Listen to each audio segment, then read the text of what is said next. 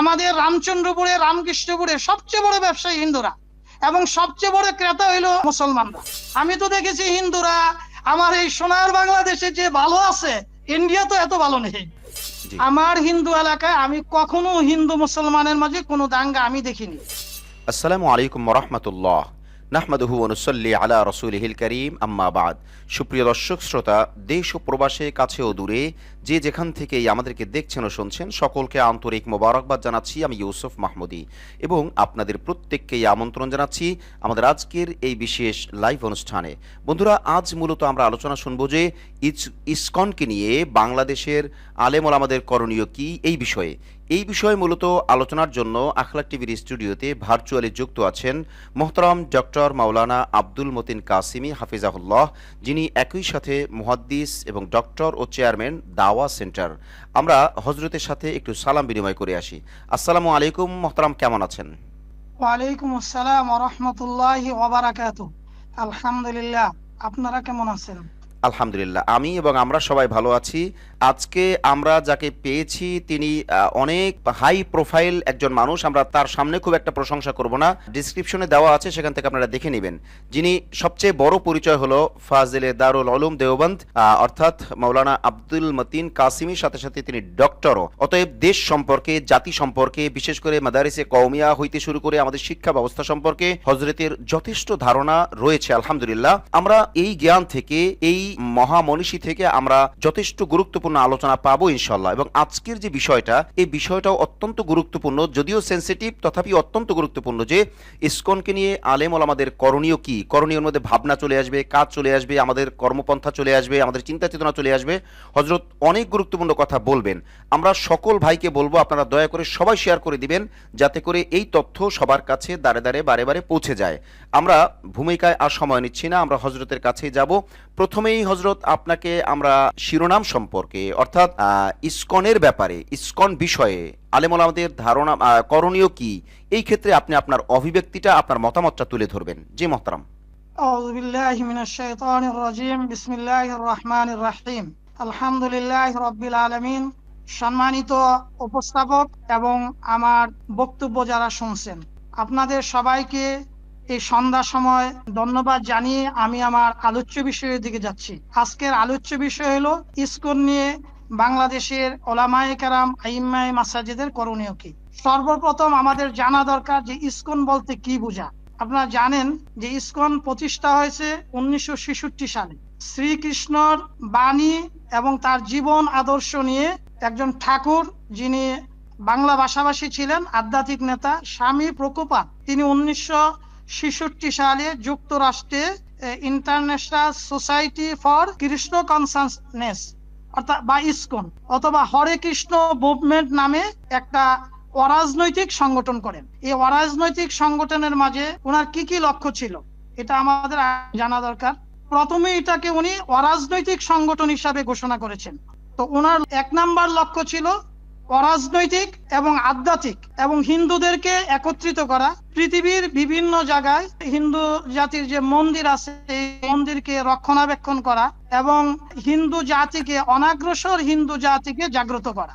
আমরা যদি ইসকনকে বুঝতে চাই, তাহলে ইসকনের যে আপনার তাদের যে গঠনতন্ত্র আছে, সেখানে লেখা আছে যে ইসকন অরাজনৈতিক এবং ইসকন অনাগ্রসর হিন্দুদেরকে নিয়ে কাজ করবে এবং মানুষকে ব্যায়ামের প্রতি উদ্বুদ্ধ করবে এবং ইসকন মানুষকে অনাগ্রসর পিছিয়ে পড়া হিন্দু জাতি, এই হিন্দু জাতিদেরকে একত্রিত করবে এবং তাদেরকে শিক্ষা দিবে। তো এরপরে তাদের স্বাস্থ্য পরিচর্যা করবে, তারপরে হিন্দুদেরকে আপনার একত্রিত করবে, হিন্দুদের মাঝে ধর্মীয় এবং আধ্যাত্মিক জাগরণ আনবে। এর জন্য উনি শিক্ষাটারে কয়েক ভাগে ভাগ করেছেন: প্রাথমিক, মাধ্যমিক, উচ্চ মাধ্যমিক, কলেজ লেভেল এবং আপনার বিশ্ববিদ্যালয় পর্যায়ে। তো এইভাবে উনি দেশে দেশে জাগরণ করার জন্য 108টা দেশে ওনাদের ক্লাব আছে।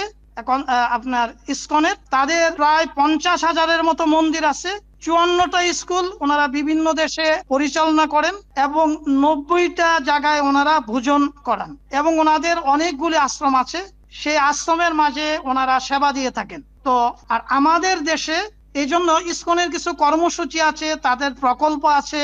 আমাদের দেশে 1982 সালে এই ইসকন আমাদের দেশে আসে। যারা নিয়ে আসেন কালীমোহন, হরপ্রসাদ, চন্দ্রবালী। ইসকনের এই যে ধারাবাহিকতা আছে, আমাদের দেশে ওনারা অরাজনৈতিক ভাবে ওনারা কাজ করছিলেন। হিন্দুদের মাঝে আপনার যেমন ব্রাহ্মণ আছে, ঠাকুর আছে, দেবনাথ আছে, শীল আছে, এই সকল জাতিগোষ্ঠীকে তারা একত্রিত করে এবং হিন্দুদের মাঝে যে বিভাজন আছে এদের মাঝে শিক্ষার জাগরণ করার উদ্দেশ্য ছিল তাদের। তারপরে তাদের শিক্ষার জাগরণ করার জন্য বাচ্চাদেরকে মন্দির কেন্দ্রিক নিয়ে আসার জন্য ওনারা প্ল্যান করছিলেন যে মন্দিরে শিক্ষা দিবেন, তারপরে সেবা দিবেন। সেবা দেওয়ার জন্য ওনারা মন্দির কেন্দ্রিক অনেকগুলি আশ্রম করেছেন এবং বিনা বেতনে সেবা দেওয়ার চেষ্টা করেছেন এবং মা প্রসূতি বিভিন্ন হিন্দু জাতিকে সেবা দেওয়ার চেষ্টা করেছেন। এরপর ওনারা কাজ করতে গিয়ে দেখেছেন যে পিছিয়ে পড়া অনেক হিন্দু আছে যারা শিক্ষা দীক্ষায় অনগ্রসর, তাদেরকে অগ্রসর করার জন্য ওনারা ফান্ড কালেকশন করলেন। আপনাকে একটু ইন্টারাপ্ট করাই, এর কারণ হলো আমাদের অনেক দর্শক শ্রোতারাই মূলত আমার সাথে পার্সোনাল যে কানেক্টিভিটি হয়েছে তাতে আমরা বুঝি ওনারা ইসকনের ডিপনেস সম্পর্কে মোটে জানেই না। এই জন্য আমি চাচ্ছি মূলত আজকের আলোচনাটা এত ফলপ্রসূ করতে এবং আপনার যে ডিপনেস আলোচনা এটা যাতে সবার কাছে পৌঁছে। এই জন্য আমরা আপনার কাছে একটা প্রশ্ন করতে চাই যে হিন্দু ধর্মের মূল স্থান বা সর্বোচ্চ বড় রাষ্ট্র হলো ভারত, কিন্তু ইসকন সেটা আমেরিকার থেকে গঠন হলো কিভাবে, এইটা একটু আমাদেরকে খুলে বললে ভালো হয়। জি মহতারাম, আপনি বলবেন যে ভারত হিন্দু রাষ্ট্র হওয়ার পরেও হিন্দুদের জন্য আপনি যেটা বললেন যে নিম্ন পর্যায়ের হিন্দু বা পিছিয়ে পড়া হিন্দুদের কল্যাণের জন্য ইসকন তৈরি করা, সেটা আমেরিকা থেকে কেন? জি বলবেন। আপনার এত সুন্দর প্রশ্নের জন্য আপনাকে অসংখ্য ধন্যবাদ। ইন্ডিয়া হলো আপনার বহু মাত্রিক দেশ, এখানে বহু জাতি আছে, শুধু হিন্দু না, মুসলমান, খ্রিস্টান। পৃথিবীর মাঝে একমাত্র দেশ যেখানে আপনার বিভিন্ন জাতি, প্রায় 80 ধর্মের জাতি ইন্ডিয়াতে পাবেন। তো প্রকুপাত উনি 1966 সালে আপনার আমেরিকাতে গিয়ে, যুক্তরাষ্ট্রে গিয়ে উনি international society for Krishna consciousness ISKCON, যেটা শ্রীকৃষ্ণর জীবন বাণী আদর্শ প্রচার করার জন্য প্রতিষ্ঠিত হয়েছে, হরে কৃষ্ণ মুভমেন্টও যেটাকে বলা হয়। উনি হিন্দুদেরকে একত্রিত করার জন্য, হিন্দুদের মাঝে জাগরণ আনার জন্য, হিন্দুদেরকে আপনার শিক্ষায় দীক্ষার অগ্রসর বানানোর জন্য তিনি আমেরিকাতে গিয়ে এটা করেছেন। উনি দীর্ঘদিন আমেরিকায় ভালো পড়াশোনা করেছেন এবং ওখানে আপনি জানেন যে রেড ইন্ডিয়ান নামে একটা জাতি আছে, এরা পড়াশোনায় খুব অগ্রসর। আপনি তো জানেন যে ইসলামের আবির্ভাব হয়েছে 610 খ্রিস্টাব্দে। তো 610 খ্রিস্টাব্দের আগে তো এই দেশে হিন্দুরা ছিলেন। তো এই হিন্দুদেরকে উনি ভালো মনে করেছেন যে যুক্তরাষ্ট্রের মানব অধিকার, মৌলিক অধিকার, শিক্ষা দীক্ষা অনেক বেশি।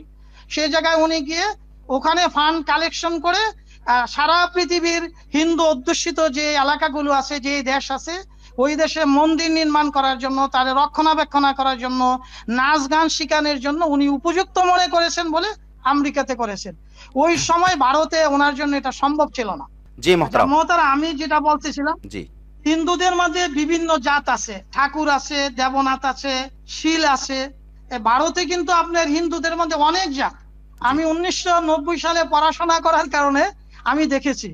এরপর জানেন আমার জন্ম হলো হিন্দু এলাকায়, রামচন্দ্রপুর, রামকৃষ্ণপুর, বাঞ্ছারামপুর এলাকা।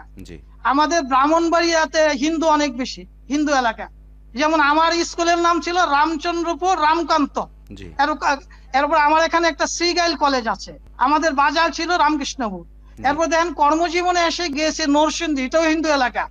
দ্বিতীয় কর্মজীবনে গিয়েছি দেবিদ্বার, এটাও হিন্দু এলাকা। তৃতীয় কর্মজীবনে গিয়েছি নারায়ণগঞ্জ, এটাও হিন্দু এলাকা। তারপরে বিয়ে করেছি আপনার দেবিদ্বার। এই জন্য মানুষ আমাকে বলে কি জানেন, জন্ম ব্রাহ্মণে, বিয়ে করেছি দেবীতে, কর্ম নারায়ণে, পড়াশোনা করেছি ইন্ডিয়াতে। আমার মোহাম্মদের জায়গায় লেখা আছে শ্রী আব্দুল মতিন। তাহলে হিন্দুদের সাথে, এবং আমার অনেক বান্ধবীরা আছে হিন্দু এবং অনেক বন্ধু আছে হিন্দু। তাহলে মহতারাম, হিন্দু ধর্ম, হিন্দু অধ্যুষিত এলাকা এবং বিশেষ করে ইসকন, এই সম্পর্কে আমরা বিশদ আলোচনা আপনার কাছ থেকে আশা করতেই পারি। জাযাকুমুল্লাহ। জি হযরত বলবেন। এখন এটা ছিল অরাজনৈতিক সংগঠন। এবং আপনি জানবেন যে মুরাদনগর বিভিন্ন এলাকায়, বিশেষ করে পাহাড়ি এলাকায় এবং হিন্দু যেখানে বেশি। আমার বাঞ্ছারামপুর উপজেলায় ছোটকালে 33,000 হিন্দু ছিল, এবং এখনো আমার এলাকায় 7 জন হিন্দু মেম্বার আছে। আমার বাঞ্ছারামপুর উপজেলায় আপনার 139টা প্রাইমারি স্কুল আছে, এরপরে 22টা হাই স্কুল আছে, তারপরে আপনার 8টা সরকারি কলেজ, একটা 7টা বেসরকারি কলেজ আছে, এরপরে আপনার ইনস্টিটিউট আছে। সব জায়গায় কি এমন কোন স্কুল পাবেন না যেখানে আপনার নেই, হিন্দু নেই। হিন্দু আছে, হিন্দু টিচার আছে, এবং আপনার 73টা আছে। গুদারা ছিল আগে, এখন এইগুলি কমে আসছে। সেখানে মাঝি মাল্লা যারা ছিলেন গুদারাঘাট বাজার, ওনারাই নিয়ন্ত্রণ করতেন। এবং পুকুর ঘের সব আমি অনেক হিন্দুদের সাথে পড়েছি। আমার 3য় শ্রেণীতে 500-র উপরে ছিল, এর মধ্যে আমরা ছিলাম 100-র মতো, হিন্দুরাই বেশি ছিল। মহতারাম, হিন্দুদের সাথে আমাদের একটা ঐক্য ছিল। মহতারাম, এখানে আপনার কাছে আমি একটু সবিনয় জানতে চাই। আপনাদের বয়স আমাদের চেয়ে অবশ্যই বেশি, এবং আপনি যে ইতিহাসগুলো বলছেন যেটা অত্যন্ত গুরুত্বপূর্ণ, সেই ক্ষেত্রে আপনার মাধ্যমে জানতে চাই বা দর্শকদেরকে জানাতে চাই যে আমরা আমাদের ছোটবেলায় যা দেখেছি, আপনারা আপনাদের ছোটবেলায় আরো বেশি দেখেছেন। এখন যেভাবে অনেক ক্ষেত্রেই হিন্দু মুসলিমদের মধ্যে একটা দূরত্ব বা একটা শত্রু শত্রু ভাব, অথবা একটা দূরত্বের ভাব, অথবা কোনো একটা ইস্যু কেন্দ্রিক রাজনৈতিক ইস্যু তৈরি করা, হিন্দু মন্দির বা মুসলমানের মসজিদ আক্রমণ, এই সমস্ত বিষয়, আগে আপনি এই দূরত্বটা কতটা দেখেছেন, আর এখনকার আমজনতার মধ্যে হিন্দু মুসলমানদের মধ্যে দূরত্ব কতটুকু, এ ব্যাপারে আপনি কি বলবেন? সামাজিক দূরত্ব। আপনার এই সান্ধ্যকালীন এই সুন্দর প্রশ্ন করার জন্য ধন্যবাদ। আমার হিন্দু এলাকায় আমি কখনো হিন্দু মুসলমানের মাঝে কোনো দাঙ্গা আমি দেখিনি, আমার বয়সও দেখিনি। এমনকি আপনি আমাকে একটু বলতে দিন, আপনি দেখেন এই যে ইসকন কিন্তু অনগ্রসর মানুষকে পড়াচ্ছে, এবং এরা হিন্দুদেরকে নটরডাম কলেজে পড়াচ্ছে, হোলি ক্রসে পড়াচ্ছে, এমন আশ্চর্য হবেন এরা বুয়েটে পড়াচ্ছে, মেডিকেলে পড়াচ্ছে, বিভিন্ন বিশ্ববিদ্যালয়ে পড়াচ্ছে। এবং আপনি সবচেয়ে আশ্চর্য হবেন যে 1996 সাল, দেখেন আমাদের দেশ হলো গণতান্ত্রিক দেশ, সংসদীয় গণতন্ত্র আমাদের। এই যে আমার হাতে দেখছেন, এটা বাংলাদেশের সংবিধান, গণপ্রজাতন্ত্রী বাংলাদেশের সংবিধান, মানবাধিকার সার্বজনীন ঘোষণাপত্র। এই যে সংবিধানের ঘোষণা আছে, পরিষ্কার আছে, তার 27 নম্বর ধারায় আছে, আমাদের সংবিধানের আছে যে প্রত্যেক নাগরিক সে তার অধিকার পাবে, এখানে ধর্ম বর্ণ হিসাবে তার কোনো ব্যবধান হবে না। তাহলে আমাদের এই যে সংবিধান এবং সংসদীয় গণতন্ত্রের যে মূল ভিত্তি, এখানে কিন্তু ধর্মের ভিত্তিতে, অঞ্চলের ভিত্তিতে, ভাষার ভিত্তিতে ভাগ হবে না। যার জন্ম এখানে কোরআনে কারিমে আছে, ফি বুতুনি উম্মাহাতিকুম, মা বাছাই করছেন আল্লাহ। তাহলে হিন্দু মা, অর্থাৎ যে এই বাংলাদেশের ভৌগোলিক আকাশের নিচে বসবাস করবে, মায়ের পেট থেকে যেই বাচ্চা জন্ম নেবে, ছেলে হোক মেয়ে হোক, নারী হোক পুরুষ হোক, হিন্দু হোক খ্রিস্টান হোক, সে যেই ধর্ম বর্ণ কর্মের হোক, আমার এই গণপ্রজাতন্ত্রী বাংলাদেশের এই সংবিধান, এই রাষ্ট্রীয় সংবিধান, এই সংসদীয় গণতন্ত্রের মানব অধিকার, মৌলিক অধিকার, একজন মুসলমানকে যতটুকু অধিকার দিবে, একজন হিন্দুকে ততটুকু অধিকার দিবে। সে সকল স্কুল কলেজ বিশ্ববিদ্যালয়ে পড়তে পারবে। আমরা তো হিন্দুদের সাথে পড়েছি, কোন স্কুল কলেজে হিন্দুদেরকে পড়ার কোনো অসুবিধা নেই, এবং স্বাধীনভাবে পড়তে পারবে, এবং আমার দেশে সে স্বাধীনভাবে চাকরি নিতে পারবে। দেখেন এই যে ইসকন কিন্তু এই কাজগুলি করতেছিল, যে অনগ্রসর হিন্দুরা কিভাবে অগ্রসর হবে। আমার জানা মতে যে আপনার 2008 সাল থেকে নিয়ে 2024 সাল পর্যন্ত 2000 হিন্দু যে পুলিশে, প্রশাসনে, নির্বাহী পরিষদে ঢুকেছে, এবং এদেরকে কিন্তু ইসকন পড়াশোনা করাইছে।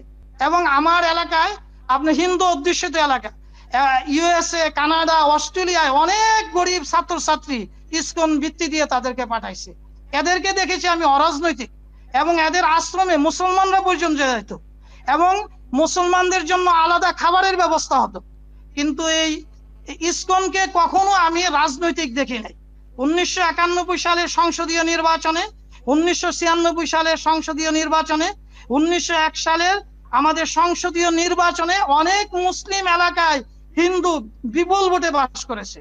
আবার আপনার অনেক হিন্দু অধ্যুষিত এলাকায় আবার মুসলমানও বাস করছে। হিন্দু মুসলমান এরকম দাঙ্গা ছিল না, যেটা এখন আপনি দেখছি।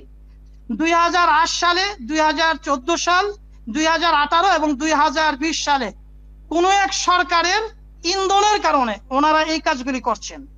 হ্যাঁ, ওনারা এই যে দেখেন ওনারা কখনোই ইসকন রাজনীতি তাদের এজেন্ডার ভিতরে নেই, তাদের গঠনতন্ত্রের ভিতরে নেই রাজনীতির সাথে জড়ানো। কিন্তু এখন ওনারা কি করেছেন, 2008 সালে নির্বাচনের পরে দেখেন, আমি 2008 সালে নারায়ণগঞ্জের 109 নম্বর কেন্দ্রের আমি প্রিজাইডিং অফিসার ছিলাম, হিন্দু অধ্যুষিত এলাকা। ওখানে আমি হিন্দুদেরও দেখেছি দানের শেষে ভোট দিতে, আমি দেখেছি, কারণ আমি রেজাল্ট যখন ঘোষণা করেছি। এখন এরা কি প্ল্যান করেছে দেখেন, 2008 সালে এরা একটা প্ল্যান করেছে, এই ইসকন গোপনীয় ভাবে। সেই প্ল্যানটা কি, এরা পুলিশ প্রশাসনে যাবে, এরপরে প্রশাসনে যাবে, নির্বাহী পরিষদে যাবে।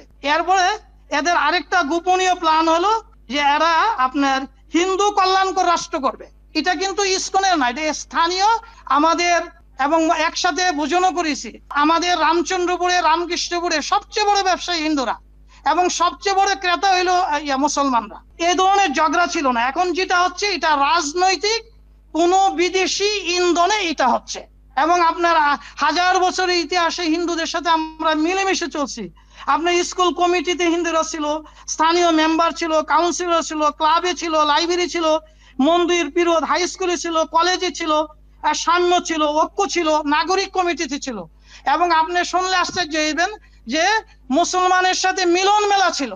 এই সাম্য ঐক্য, এই মিলন মেলাকে নির্দিষ্ট একটা লোক তার রাজনৈতিক আপনার স্বার্থ হাসিলের জন্য তাদেরকে ব্যবহার করা হচ্ছে, রাজনৈতিক কোন একটা দেশের ইন্ধনে এবং রাজনৈতিক নেতাদের ইন্ধনে তারা সামনে আসছে, যেটা নিন্দনীয়। এটা আমরা তাদের কাছে কামনা করি না। আপনাদের 50,000 মন্দির আছে এবং আপনি দেখেন কোন মন্দিরে কোন মুসলমান আক্রমণ করে নাই।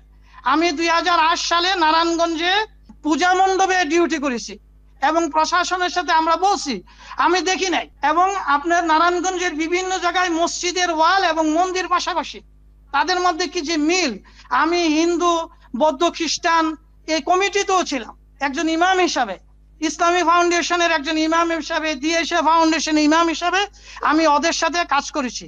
কখনো আমি এদেরকে এই ধরনের কাজ করতে চাই। ইসকনের সবাই কিন্তু রাজনীতি করেন, কিছু লোক ইসকনকে রাজনৈতিক ভাবে ব্যবহার করছে।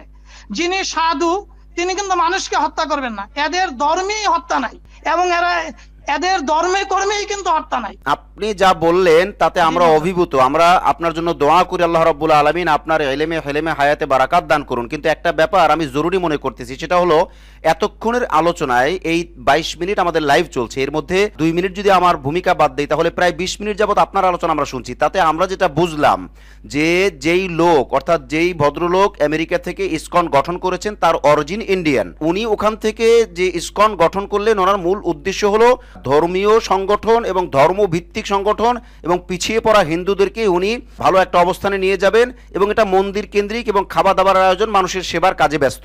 তো এই ধরনের একটা সংগঠন এবং বিশ্বব্যাপী এখনো আমরা যতদূর জানি, আখলাক টিভির যতদূর খবর নেওয়া সম্ভব হয়েছে, আমরা যতটুকু জানি যে অন্যান্য রাষ্ট্র এইভাবে রাজনৈতিকভাবে জড়ায়নি।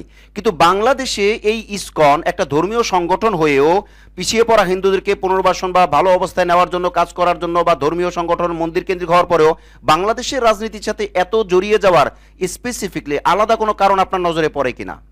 আমার যেটা নজরে পড়ে সেটা হলো, আমরা কিন্তু হিন্দুদের সাথে মিশেছি। আমার জন্ম হিন্দু এলাকা, জি বলেছেন, আমার গ্রাম, হ্যাঁ, এবং পোস্ট অফিস রামচন্দ্রপুর, রামকৃষ্ণপুর, উপজেলা বাঞ্ছারামপুর, জেলা ব্রাহ্মণবাড়িয়া, সবই তো হিন্দু। আমি কখনো হিন্দুদেরকে এত উগ্র হতে দেখি নাই। এখন এটা নির্দিষ্ট কোনো একটা দল এই হিন্দু নামে, ইসকন নামে ওনারা মাঠে আসছেন এবং এদের কিছু নেতাদেরকে আপনার বিভ্রান্ত করে টাকা পয়সা দিয়ে মাঠে নামাইয়েছেন কোনো একটা দেশের স্বার্থ। আপনি দেখেন, আমি কিন্তু ইন্ডিয়াতে পড়াশোনা করছি এবং ইন্ডিয়া দারুল উলুম দেওবন্দে আমি যখন পড়াশোনা করি, ইন্ডিয়ার গভর্নমেন্ট থেকে আমরা আপনার চিনি পেয়েছি এবং ইন্ডিয়ার গভর্নমেন্টের পক্ষ থেকে দারুল উলুম থেকে আমাদেরকে আপনার তৈল দেওয়া হতো, কেরোসিন তৈল, এবং আমি সম্পূর্ণ ফ্রি পড়েছি এবং আমাদেরকে আপনার রেলের টিকিট 75% ফ্রি এবং বিমানে আপনার আমাদের 25% ফ্রি ছিল ইন্ডিয়াতে। ইন্ডিয়াতেও কিন্তু আপনার ধর্মকর্ম খুব সুন্দর, কিন্তু এখন রাজনৈতিক কারণে ব্যবহার হচ্ছে কিনা এটা আমাদের রাজনীতিবিদরা বলতে পারবেন, যারা রাজনীতি করে। আমি অনুরোধ করব আমাদের স্বরাষ্ট্র মন্ত্রণালয়, আমাদের আইন শৃঙ্খলা বাহিনী এবং আমাদের বিজ্ঞ রাজনীতিবিদ যারা এই 53 বছর ধরে এই দেশের মাটি মানুষের সাথে রাজনীতি করেন, ইসকনের কেন ওরা এই রাজনীতিতে জড়ালো, আমাদের গোয়েন্দারা কিন্তু আল্লাহ রহমতে জাতিসংঘের মিশনে অনেক ভূমিকা রাখে, আমাদের সেনাবাহিনী। ওনারা এটা অনুসন্ধান করুক এবং আমাদের অনুসন্ধান করে ওনারা রিপোর্ট দেখ। কারণ ইসকন তো অরাজনৈতিক, এটা রাজনীতিতে জড়াবে কেন? এবং চট্টগ্রামে আদালত করায় একজনকে হত্যা করেছে ইসকনের সদস্য, এটা তো করার কথা না। এবং আমাদের বাংলাদেশি পতাকার উপরে গেরুয়া পাতা লাগাই দিছে, যেটা রাষ্ট্রদ্রোহী তার সামনে, এটা তো হতে পারে না। এই আপনার সংবিধান আমার, এই দেশ আমার, এই গঠনতন্ত্র আমার, হিন্দু মুসলিম খ্রিস্টান সবাই মিলে মিশে এখানে একসাথে বসবাস করব। ধর্মের ভিত্তিতে হবে না। রাজনৈতিক কোনো সমস্যা থাকলে রাজনীতিবিদরা সেটা বসে ডায়লগ বা আলোচনার মাধ্যমে সমাধান করবেন, এটা তো আমাদের সাবজেক্ট না। ইসকনের যদি তার ধর্মকর্ম প্রচার প্রসারে কোনো সমস্যা হয় তাহলে আমাদের আইন শৃঙ্খলা কমিটির কাছে যাবে। আমরা আইম্মায়ে মাসাজিদ, আমার নারায়ণগঞ্জের মসজিদের পাশেই মন্দির ছিল, কোনো সমস্যা হলে আমি ইমামদেরকে বলবো সমস্যা হলে আপনার মসজিদ কেন্দ্রিক কমিটি গঠন করুন এবং সেই কমিটিতে স্কুল কলেজ হিন্দুদেরকে রাখুন, ক্লাবের কমিটিতে গঠন করুন। এবং এরা তো এই ধরনের অরাজনৈতিক মানে বিশৃঙ্খলা সৃষ্টি করা, বাংলাদেশের সার্বভৌমত্বের উপর আঘাত আসা, যেমন আমরা জানলাম যে আসামে আমাদের এম্বাসির উপর আক্রমণ হয়েছে, এটা তো হওয়ার কথা না। এটা নিরাপত্তা দেওয়ার দায়িত্ব ছিল ওই দেশের সরকারের। এইগুলো আমরা সম্প্রীতি রাখতে চাই, সাম্য রাখতে চাই, ঐক্য রাখতে চাই। আমাদের ওলামায়ে কেরাম আলেমরা চৌকান্না থাকবেন। রাসূল সাল্লাল্লাহু আলাইহি ওয়াসাল্লাম বলেছেন যে গুজব বিশ্বাস করুন, যে আমরা গুজব বিশ্বাস করব না। কোনো সমস্যা হলে আমরা ওখানে স্থানীয় নেতা, মেম্বার, কাউন্সিলর, ক্লাব মেম্বার যা আছে স্থানীয় প্রতিনিধিদেরকে নিয়ে যদি ইসকনের কোনো সদস্য রাষ্ট্রদ্রোহী বা রাষ্ট্রের শৃঙ্খলা বিরোধী কোনো কাজ করে আমরা স্থানীয় প্রশাসনকে অবহিত করব। জেলা প্রশাসক মহোদয় আছেন, এসপি মহোদয় আছেন, তারপরে আপনার স্থানীয় থানার দায়িত্বশীলরা আছেন, ওনাদের কাছে আমরা জানাবো। আমরা কোনো ইমামরা, কোনো মুসলমান কোনো গড় এবং কারুর উপরে আক্রমণ করা, বাজারে আক্রমণ করা, দোকানে আক্রমণ করা, এইগুলি ইসলাম অনুমোদন করে না। এই ধরনের কোনো কাজে কোনো আলেম এবং কোনো ইমাম অংশগ্রহণ করবেন না। সমস্যা হলে স্থানীয় লোকদেরকে নিয়ে স্থানীয় প্রশাসনের কাছে আমরা যাব এবং তাদেরকে অবহিত করব এবং তাদের মাধ্যমে ব্যবস্থা নিব। আমাদের স্বরাষ্ট্র মন্ত্রণালয় আছেন, আমাদের গোয়েন্দা সংস্থা খুবই শক্তিশালী গোয়েন্দা সংস্থা। সকলের কাছে অনুরোধ করব, আমাদের ইসলামিক ফাউন্ডেশনের প্রশিক্ষণপ্রাপ্ত ইমাম আছেন সারা বাংলাদেশে, সবাইকে অনুরোধ করব। মসজিদ মিশন, বাংলাদেশ ইমাম সমিতি, বিভিন্ন ইয়ার আছে, সম্প্রীতিকে রক্ষা করে স্বনির্ভর বাংলাদেশ, সম্প্রীতির বাংলাদেশ, উন্নয়নের বাংলাদেশ, কল্যাণের বাংলাদেশ, গণতান্ত্রিক পদ্ধতির বাংলাদেশ, সমৃদ্ধর বাংলাদেশ, একটা সমৃদ্ধ কল্যাণকর রাষ্ট্রের দিকে মিলেমিশে চলে যেতে পারি এবং সারা পৃথিবীতে আমরা ছড়িয়ে পড়বো। সারা পৃথিবীর জাতিকে আহ্বান করব আমাদের এখানে ব্যবসা বাণিজ্য করার জন্য। এই অশৃঙ্খলতার কারণে আমাদের গার্মেন্টস ব্যবসা চলে যাচ্ছে, আমাদের ওষুধ শিল্প চলে যাচ্ছে। এই জিনিসগুলো আমরা বুঝতে হবে এবং সব দলের রাজনীতিবিদদেরকে অনুরোধ করব যে আপনারা বসে এগুলো নির্ণয় করুন, কারা গ্যাঞ্জাম করছে, কেন করছে, এটা নির্ধারণ করে আইনের আওতায় এনে তাদেরকে শাস্তি দিন।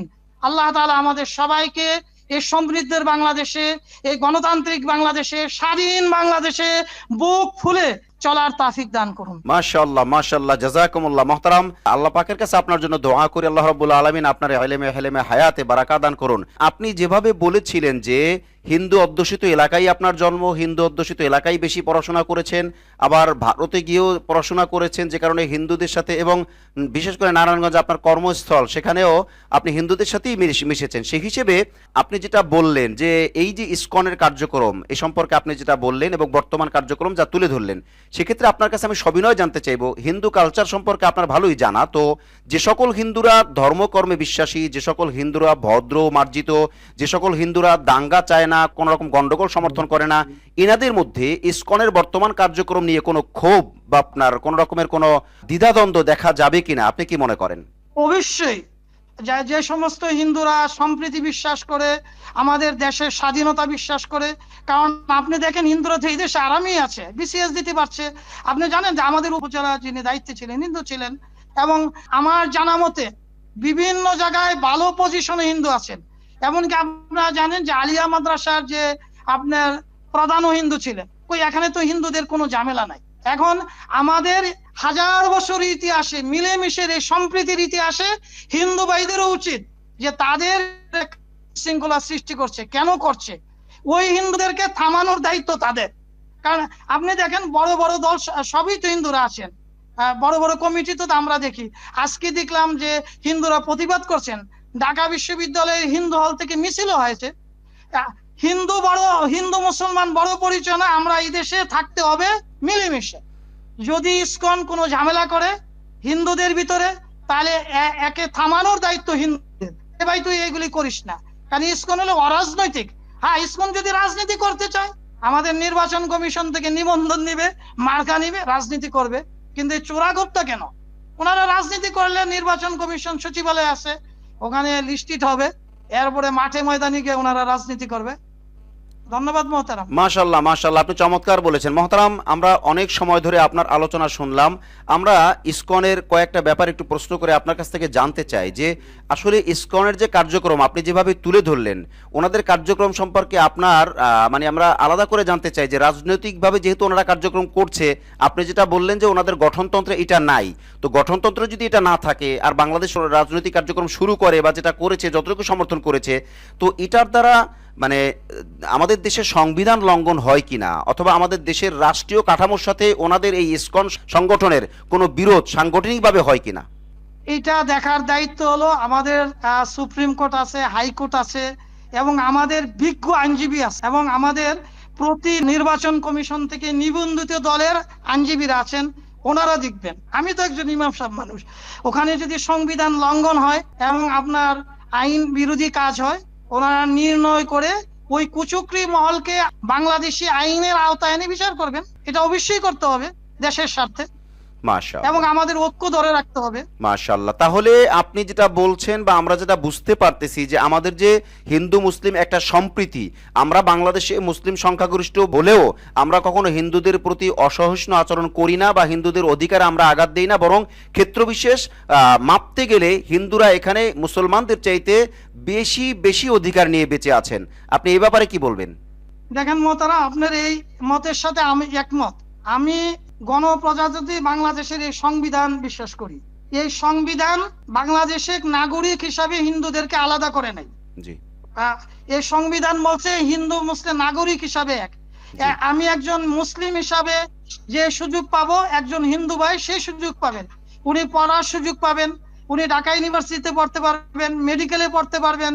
ওই কোথাও তো হিন্দুদেরকে বাধা দেওয়া হচ্ছে না, মেধার ভিত্তিতে ওনারা সব জায়গায় যেতে পারেন। এবং আমি দেখেছি বিগত 15 বছরে হিন্দুদের যে আপনার কি রমরমা দেখেছি, তাদের যে কি পাওয়ার দেখেছি। আমার উপজেলায় এমন কোনো জায়গা নেই যে হিন্দু ওসি যে কি করেছে এগুলি তো বলা ঠিক না। হিন্দু এবং সবচেয়ে বেশি তো নিয়োগ পেয়েছে এই 15 বছরের হিন্দু ভাইয়েরা। এবং হিন্দু পুলিশের অত্যাচারে তো ওলামায়ে কেরাম হয় না। আমিও মামলার আসামি হয়েছি, হাজার হাজার ওলামায়ে কেরামকে আসামি করেছে। আমি তো দেখেছি হিন্দুরা আমার এই সোনার বাংলাদেশে যে ভালো আছে, ইন্ডিয়া তো এত ভালো নেই। আমি তো কোনো হিন্দু হওয়ার কারণে চাকরি থেকে বঞ্চিত হয়েছে বা বিসিএস থেকে বঞ্চিত হয়েছে এটা দেখি নাই। বরং আমরা দেখেছি টুপি দাঁড়িয়ে থাকার কারণে আমার এই স্বাধীন সার্বভৌম এই গণতান্ত্রিক বাংলাদেশে আমরা বঞ্চিত হয়েছে দেখছি। আমরাই না সবচেয়ে বেশি বঞ্চিত হয়েছে এই দেশে। ওই কোনো হিন্দু বাইরে তো এই 15 বছরে দেখি নাই যে জেলখানায় যেতে, দলে দলে জেলখানায় গিয়েছেন, এবং মায়ের দৌড় তো এই ওলামায়ে কেরাম খেয়েছেন। এক একজন আলিমের নামে অনেকগুলি মামলা হয়েছে, কোনো হিন্দু বাইরে তো দেখলাম না যে মামলা হয়েছে। তা আমি বলবো হিন্দু মুসলমান মিলেমিশে আমরা চলব। বাংলাদেশ যতটুক মুসলমানদের অতটুক হিন্দুদেরও। আমার সংবিধান আমাকে এই অধিকার দিয়েছে। আমি এই সংবিধানের বাইরে যেতে চাই না, হিন্দুদেরকে আমি আলাদা করে বলতে চাই না। হিন্দু মুসলমান আমরা একই দেশে বসবাস করি, একই সংবিধানের অধীনে চলি। কই কোনো হিন্দু ভাই যদি নির্বাচনে দাঁড়ায়, আমার এলাকায় বাঞ্ছারামপুর উপজেলার 9 নং ফরদাবাদের ইউনিয়নের 4 নম্বর ওয়ার্ডে তো হিন্দু ভাই দাঁড়ালেন, কই কেউ তো তারে বাধা দেয়নি। আমার সংবিধান তো তাকে নির্বাচনে দাঁড়াতে বাধা দেয়নি, আমার সংবিধান তো তাকে ভোটার হওয়াতে বাধা দেয়নি, আমার সংবিধান তো তাকে বিসিএস দিতে বাধা দেয়নি। বরং হিন্দুরা, আমি যতটুকু জানি, হিন্দুরা এই 15 বছরে এত অগ্রসর হয়েছে অকল্পনীয়। এবং ইসকন হিন্দুদেরকে শিক্ষায় দীক্ষায় এমন ভাবে কাজ করেছেন, ইউএস এর ভিত্তিগুলি তো ওনারাই নিয়েছে। এবং আপনারা হিন্দুরা কিন্তু খুব অগ্রসর হয়েছে। এই 15 বৎসরে হিন্দুরা সবচেয়ে বেশি উপকৃত হয়েছে। এবং আপনার প্রশাসনে প্রায় জায়গায় গিয়ে দেখবেন হিন্দু, আপনি পাবেন না একজন আলেম। এবং সবচেয়ে পিছিয়ে রাখা হয়েছে মাদ্রাসার হুজুরদেরকে, আমাদেরকে। এবং আলিয়া মাদ্রাসা যে নিয়ন্ত্রণ করা হইতো যে সংস্থা থেকে, ওখানেও এক হিন্দু প্রধান ছিলেন। এবং আমাদের সিলেবাস কমিটিতেও হিন্দুরা ছিলেন। আবার থাকবেন যোগ্যতা ভিত্তিক। যোগ্যতা ভিত্তিক যদি থাকে আমার সমস্যা কি? কিন্তু ওনারা যদি বলে যে হিন্দু প্রধানমন্ত্রী হবে, হোক। গণতান্ত্রিক পদ্ধতিতে হিন্দুরা যদি পার্লামেন্টে আসতে পারে, ওয়েলকাম। হিন্দুরা যদি আপনার চান্দিরায় একজন হিন্দু হয়েছে, ওনারা যদি পার্লামেন্টে আসে, আমাদের সমস্যা নেই। অর্থাৎ হিন্দুরা রাজনৈতিক ভাবে নির্বাচন কমিশন থেকে নিবন্ধিত নিয়ে ওনারা রাজনীতি করবেন, এতে আমার কোনো আপত্তি নেই। আমি মিলেমিশে চলতে চাই এবং কোন ধরনের বিশৃঙ্খলার সাথে আমি হিন্দু ভাইদেরকে জড়িত করতে চাই না। হাজার হাজার হিন্দু ভাই চিনি যে আমাদের স্কুলে সভাপতি ছিলেন নারায়ণ দা। আমার যে বাড়ির স্কুল, ওই স্কুলের সভাপতি ছিলেন নারায়ণ দা। কই উনি তো হিন্দু, কই আমরা তো ওনারা ইয়ে করি নাই। উনি সভাপতি ছিলেন এবং আপনার শিল্প সচিবও ছিলেন। এবং ভালো ভালো হিন্দু পুলিশের ভালো পোস্টে আছে এবং সচিবালয়ে ভালো ভালো হিন্দু ভালো পোস্টে আছে। বা ইসকনকে তার অরাজনৈতিক থাকতে হবে। উনি রাজনীতি করতে হলে নির্বাচন কমিশন থেকে নিবন্ধন হয়ে মাঠে রাজনীতি করুক, আমার আপত্তি নেই। কিন্তু এই দেশে বিশৃঙ্খলা সৃষ্টি করা, গুপ্ত আক্রমণ করা। এবং আমি আরেকটা অনুরোধ করব যে ইসকন টাকা পায় কোত্থেকে? এর জন্য একটা এনজিও আছে, তাহলে আমাদের এনজিও ব্যুরো দেখবে, আমাদের পররাষ্ট্র মন্ত্রণালয় দেখবে কোন কোন সিস্টেমে টাকা আছে, আমাদের সমাজ কল্যাণ দেখবে এবং হিন্দুদের সংস্থা যেগুলো আছে এগুলো চেক করবে। যদি দেখে যে এরা টাকা আনে বুয়েট কোয়েট ছাত্রদের পড়ার জন্য, ওয়েলকাম।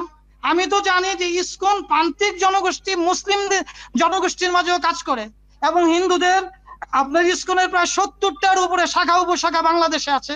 ওনারা অনেক জায়গা জমিও কিনেছেন, আমরা তো বাধা দিই না। হিন্দু এসিলেন্ট আছে, অনেক কিছু আছে, তাদের বাগান আছে। সব সমস্যা তো আমার টুপিওলা। আমরা যখন এনজিও ব্যুরোতে যাই আমাদেরকে ঝামেলা করে, একটা অ্যাকাউন্ট খুলতে গেলে ঝামেলা করে। আমি বলতে চাই ইসকন যদি রাজনীতি করতে চায় বাংলাদেশের আইন মেনে রাজনীতি করবে, বাংলাদেশের এই সংবিধান মেনে রাজনীতি করবে, কিন্তু কোন দেশের অর্থ নিয়ে এই বিশৃঙ্খলা সৃষ্টি করতে দেওয়া যাবে না। এবং কেন তারা মানুষ হত্যা করবে? তাদের ধর্মে কর্মে তো মানুষ হত্যা করা নাই। ইসকনকে আইনের আওতায় আনতে হবে এবং তাদের এই বিশৃঙ্খলা অবশ্যই আমাদের স্বরাষ্ট্র মন্ত্রণালয় এবং আইনের সাথে যারা সংশ্লিষ্ট যে সংস্থাগুলো আছে ওনারা নির্ণয় করবেন। অনেক এসপিও তো হিন্দু, আমি দেখেছি অনেক এসপি হিন্দু এবং ভালো মানুষ। মাহে রমজানে আমাদেরকে ইফতারি করাইছেন, হ্যাঁ, ইফতারির সময় বলছে আলাদা ইফতারি এনে দিয়েছেন। এবং হিন্দু সচিবের সাথেও দেখেছি, ওনারা অনেক ভালো মানুষ, আমাদের মাদ্রাসায় ইফতারিতে টাকাও দিয়েছে। সুশৃঙ্খল হিন্দুরা, ভদ্র হিন্দুরা কখনোই আপনার এই ইসকনের এই সমস্ত জিনিসকে সমর্থন করে না।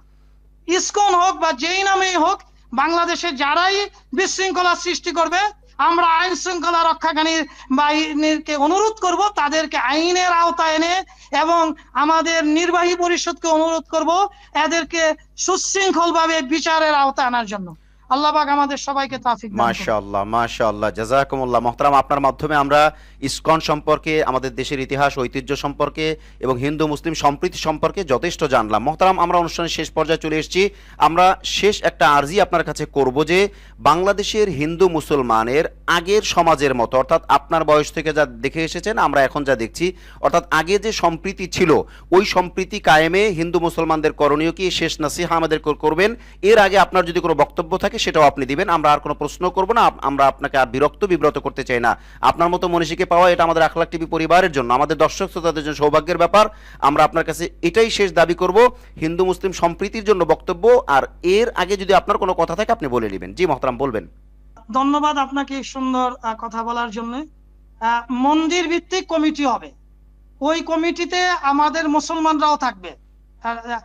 মন্দির ভিত্তিক যে কমিটি থাকবে সেখানে স্থানীয় মেম্বার বা কাউন্সিলর থাকবেন এবং আমাদের ওখানে প্রবীণ যদি মুক্তিযোদ্ধা থাকে উনি থাকবেন। তারপরে বয়োজ্যেষ্ঠ স্কুল থাকলে স্কুলের হেডমাস্টার সাহেব থাকবেন, কলেজের লোক থাকবেন, ওখানের পাশের ইমাম সাহেব থাকবেন। তাদের কোনো সমস্যা হয় কিনা এটা দেখবেন। আর এবং আপনারা জানেন যে ধর্ম মন্ত্রণালয়ের অধীনে গণশিক্ষা একটা কার্যক্রম আছে। এটা আমাদের মসজিদ ভিত্তিক যেরকম গণশিক্ষা আছে, মন্দির ভিত্তিক গণশিক্ষাও আছে। তো এই মন্দির ভিত্তিক গণশিক্ষা ওনারা পরিচালনা করবেন, এবং কোন হিন্দুরা ওখানে কোনো ঝামেলা করছে কিনা, হ্যাঁ, এটা স্থানীয় ওখানে যে ক্লাব থাকবে, পঞ্চায়েত থাকবে, ওই কমিটি থাকবে, মিলে নিরসন করবেন। কিন্তু ওখানে সাম্য, ঐক্য, ভ্রাতৃত্ব খেয়াল রাখবেন। যে সমস্ত এলাকায়, যেমন আমার রামচন্দ্রপুর, রামকৃষ্ণপুরে হিন্দু বেশি বাজারে, তাহলে ওই কমিটিতে সভাপতি হিন্দু হয়, সমস্যা কি? সেখানে মুসলমানও থাকবে। অর্থাৎ হিন্দুকে ব্যবসা বাণিজ্যে কোথাও আপনার যাতে পেরেশানি না হয়, স্বাধীনভাবে ওনারা কাজ করতে পারে, মিলেমিশে এটা করবে। এবং বহিরাগত কোনো টাকা পয়সা দিয়ে কোনো হিন্দুকে আপনার হচ্ছে কিনা, এটা হিন্দু ভাইদের দায়িত্ব, যে তার বাড়িতে কে আসে, এবং হিন্দু ভাইয়ের দায়িত্ব তার মন্দিরে কে আসে। আমার এলাকায় তো আমরা কখনো মন্দিরে আক্রমণ হতে আমি দেখিনি। আমার বাঞ্ছারামপুরে আপনার আমার চতুর্থ ওয়ার্ডে 3টা মন্দির আছে, এবং আপনার বাঞ্ছারামপুরে 36টা পূজা মণ্ডপ আছে। ওই প্রত্যেক পূজা মণ্ডপে তো আপনার কাজ হচ্ছে। হিন্দুরা স্বাধীনভাবে চলবে, হিন্দুরা স্বাধীনভাবে চলবে, ব্যবসা বাণিজ্য করবে, দেশ বিরোধী কোনো তৎপরতায় ওনারা অংশগ্রহণ করবে না। হিন্দুদের নেতৃস্থানীয় লোকরা এই দেশে তো পূর্বে থেকে বসবাস করে আসছেন, ওনাদের দায়িত্ব বেশি। কোনো সমস্যা হলে ইমামদেরকে জানাবে, পাশের মাদ্রাসার প্রিন্সিপালকে জানাবে, কওমি মাদ্রাসার হুজুরকে জানাবে, আলেম ওলামাদেরকে জানাবে, প্রশাসনকে জানাবে। আমি সাম্য, ঐক্য, ভ্রাতৃত্ব সবাই মিলেমিশে চলতে চাই। আল্লাহ পাক আমাদের সবাইকে তৌফিক দান করুন। মাশাআল্লাহ, মাশাআল্লাহ, জাযাকুমুল্লাহ। আমরা আপনার মাধ্যমে অনেক কিছু শুনলাম। আমরা আর সময় নিচ্ছি না। প্রিয় দর্শক, আমাদের শিরোনাম ছিল যে আসলে ইসকনকে নিয়ে আলেম ওলামাদের করণীয় বা ভাবনা, এই বিষয়ে। আলহামদুলিল্লাহ, আমরা বাংলাদেশের বয়োজ্যেষ্ঠ এবং একজন উল্লেখযোগ্য আলেম, যিনি একই সাথে ডক্টর এবং একই সাথে মুহাদ্দিস, একই সাথে মৌলানা এবং একই সাথে তিনি কাসিমিও বটে। অতএব মৌলানা ডক্টর আব্দুল মতিন কাসিমি হজরতের কাছ থেকে আমরা গুরুত্বপূর্ণ আলোচনা শুনলাম। আপনাদের সকলের কাছে আবেদন থাকবে, যারা শেষ দিকে এসেছেন, শুরু থেকে আবার টেনে বিষয়টা শুনবেন। এটা এডিটেড ফাইল, মাস্টার ফাইল, ইউটিউবেও যাবে এবং ফেসবুকে আবারও আপলোড হবে। আপনারা সেখান থেকেও শুনবেন, অন্যদেরকেও দাওয়াত দেবেন এবং সকলের কাছে শেয়ার করে পৌঁছে দেবেন ইনশাআল্লাহ। আমাদের আখলাক টিভি পরিবারের পক্ষ থেকে, আমাদের দর্শক শ্রোতাদের পক্ষ থেকে হজরত আব্দুল মতিন কাসিমি হজরতকে আমরা বিশেষভাবে দাওয়াত দিব যে আমরা দেশের এই ক্রান্তিকালে আমরা বিভিন্ন ইস্যুতেই আপনার কাছ থেকে আমরা গুরুত্বপূর্ণ আলোচনা শুনতে চাই। কারণ আপনারা যদি মিডিয়ামুখী হন তাহলে আমরা বেশি উপকৃত হব, কারণ আমাদের এই প্রজন্মের অনেক কিছু জানা প্রয়োজন, যেটা আপনাদের থেকেই আমাদেরকে জেনে নিতে হবে। অতএব আপনার কাছে, আপনার প্রতি আমাদের দাওয়াত থাকলো এবং আপনাকে আমরা ধন্যবাদ জানাই। আজ এ পর্যন্তই। দেখা হচ্ছে পরবর্তী কোনো লাইভে অথবা পরবর্তী কোনো ভিডিও বার্তায় ইনশাআল্লাহ। আসসালামু আলাইকুম ওয়া রাহমাতুল্লাহি ওয়া বারাকাতুহু।